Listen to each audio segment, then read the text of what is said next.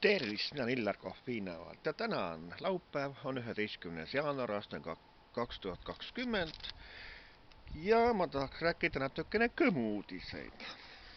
Nii, ja see kõmu, kust ma seda alustangi? Alustan sellest, et seoses selle Kõmmari või siis selle Raivo Rätte selle hukkumisega on meedias nagu juttu olnud ja siis mulle tuli selline vihje, et selle Kõmmari ehk Raivo Rätte eksabikaasa Palmi Rätte on meie punklaulja Maie Parriku tütar.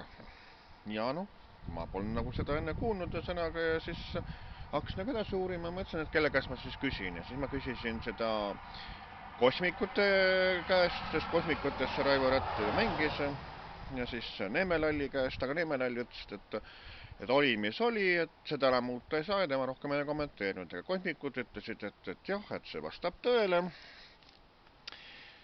Ja siis ma mõtlesin, et võtan kätte ja küsin siis selgeltnägija filmimehe Toomas Arje käest neid asju, sõnaga, et tema on mul alati neid asju kenasti,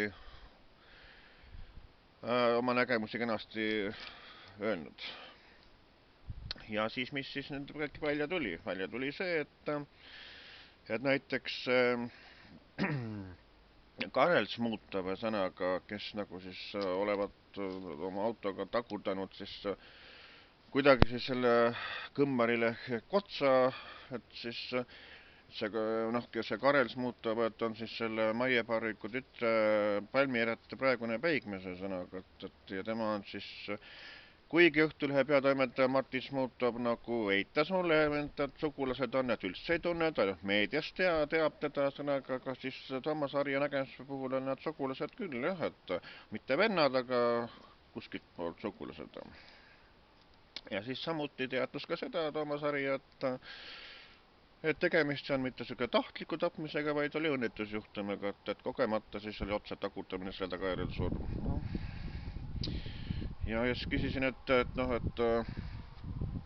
kumb siis nii-öelda väimeestest siis see Maie Parrikule rohkem nagu siis meeldib või noh, kas meeldis siis Raivo Rätt või siis see praegune Karel Smutov ja siis Toomas Arje nägemuse põhjal on siis lood sellised, et jah, et Karel Smutov meeldib rohkem, et ja siis Toomas Arje nägemuse järgi oli see Kõmmari siis selline nagu vägivaldne mees ka.